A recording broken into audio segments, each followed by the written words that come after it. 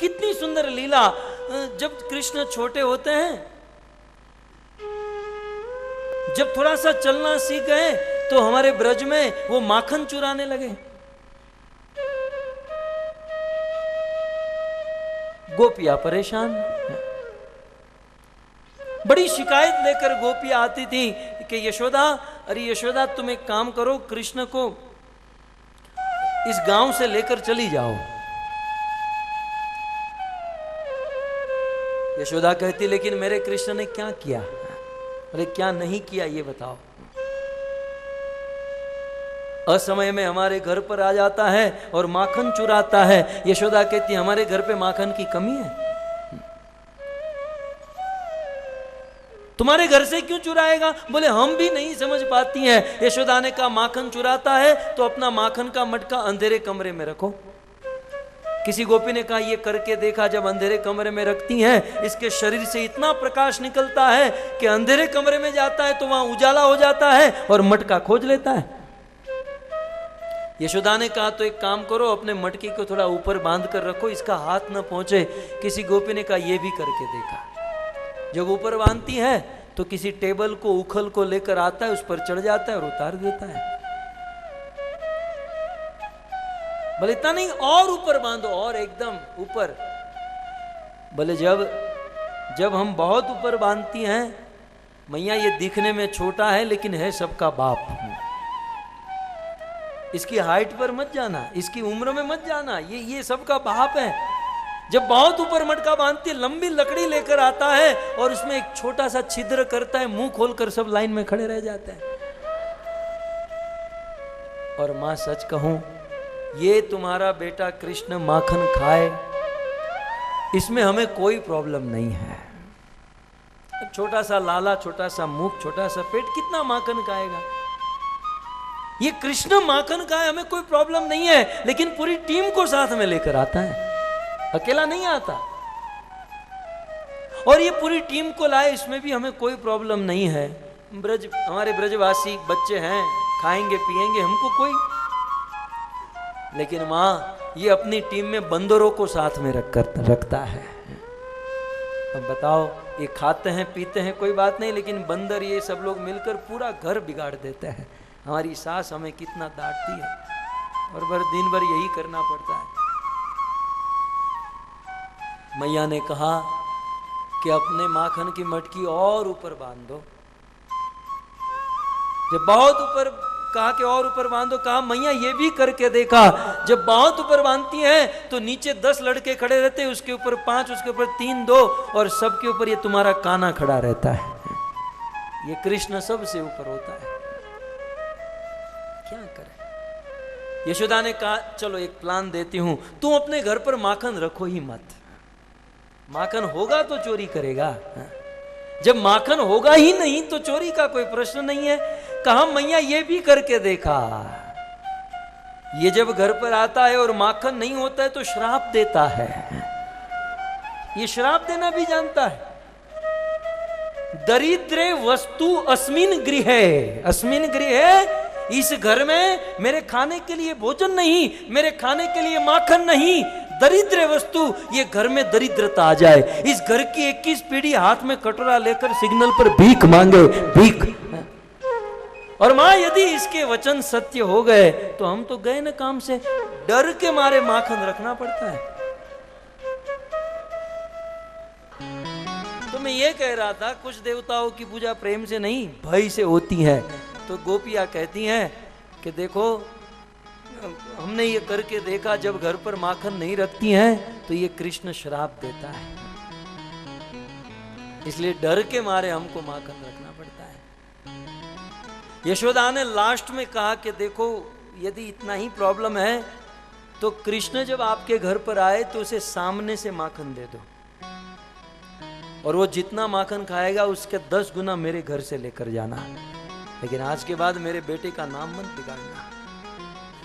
कुछ गोपियों ने कहा माँ ये भी करके देखा, हम ऐसे ही आपके पास नहीं आई है, ये भी करके देखा कि हमें पता है कि ये दोपहर को 2:30 बजे आने वाला है। इनकम टैक्स की रेड जो है 2:30 बजे पड़ने वाली है, हमें पता है।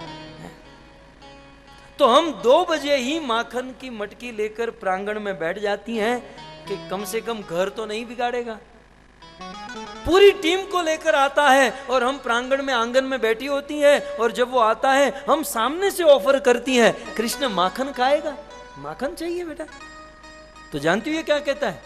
भिखमंगा समझ के रखा है क्या? हम भिखमंगे हैं, हम भिखारी हैं? माखन खाएगा, माखन खाएगा।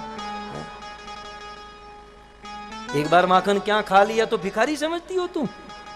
राजा का बेटे हैं हम, राजा के बेटे हैं, तुझे कितना चाहिए, चल मेरे घर पे। तुझे कितना, चल मेरे घर पर। माखन खाएगा, माखन खाएगा। हम लोग फोकट का नहीं खाते हैं, मुफ्त में नहीं खाते हैं, हम मेहनत करके खाते हैं। हम मेहनत करके खाते हैं। जानती नहीं चोरी करने में कितनी मेहनत पड़ती है?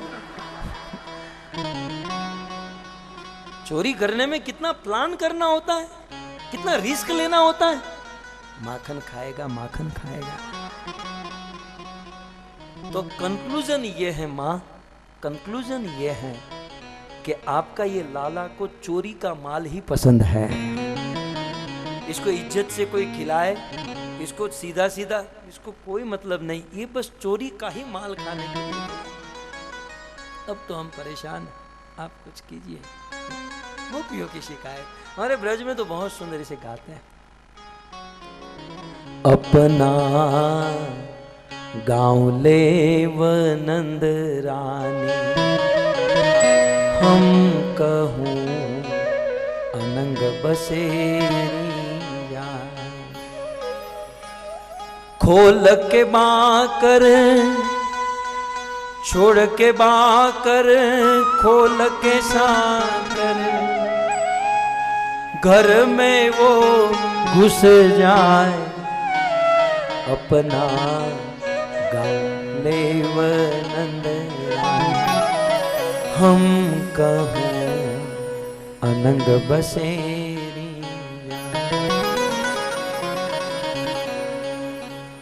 कितनी प्यारी लीला कृष्ण की, मन भावनी लीला। ये लीला है कृष्ण की, ताकि भक्तों का मन इसमें लगे। अब मैं 15-20 मिनट से बोल रहा हूं, क्या आपका मन नहीं लग रहा है? ये मन लगाने के लिए ये सब लीला कृष्ण की है। कुछ लोग कहते हैं, अब हमारे यहाँ तो बहुत अच्छा, नेपाल वाले तो बहुत अच्छे हैं, हमारे देश में एक धर्म चला है, नाम नहीं लूंगा, लेकिन वो लोग कहते हैं कि आप कृष्ण के भगत हो, हम भी फ्यूचर में कृष्ण के भगत बनेंगे, फ्यूचर में कृष्ण हमारे भगवान बनेंगे। तो हम कहते हैं वर्तमान में क्या प्रॉब्लम है? बोले एट प्रेजेंट वर्तमान में कृष्ण जेल में है। हम कहते हैं भगवान कृष्ण जेल में? बोले हाँ वो जेल में है। तो हम कहते हैं भाई जेल में क्यों गए? बोले वो चोरी बहुत किए ना, वो चोरी बहुत किए ना, इसलिए अभी वो जेल में है, जब जेल से छूटेंगे तब वो हमारे भगवान बनेंगे। मूर्खों की संसार में कमी नहीं है, एक ढूंढो 1000 मिलते हैं। कृष्ण माखन की चोरी गोपियों के घर पर करते हैं, गोपियों को आनंद देने के लिए। गोपियां शिकायत करती हैं दुखी होकर नहीं, शिकायत में भी गोपियों को आनंद है कि जब हम शिकायत करते हैं तो कृष्ण का चेहरा देखने जैसा होता है, यह आनंद है। और सच कहें, ब्रज भागवत में कथा है कि एक दिन यदि गोपी कृष्ण के घर पर न जाए ना, गोपी रोती है कि मेरे भाव में क्या कमी कि आज कृष्ण मेरे घर पर चोरी करने नहीं आया, क्या मेरे क्या कमी। गोपियां बुलाती हैं, आज मेरे अंगना में आवो नंदलाल, आज मेरे अंगना में आवो गोपाल, अंगना में आओ मेरे माखन को खाओ, मीठी मीठी बत्तियां बताओ नंदलाल, आज मेरे अंगना में आओ। गोपियां बुलाती, गोपियों को आनंद है। अरे गोपियां छोड़ो, 5000 वर्ष के बाद की बात कर रहा हूं कि आज आपके घर पे छोटा सा मंदिर तो होगा, और भगवान को भोग तो चढ़ाते होंगे।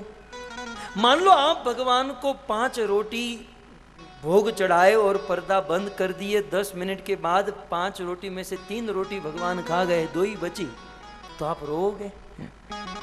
हाय रे 3 रोटी चली गई। क्या क्या हम ये सोचेंगे?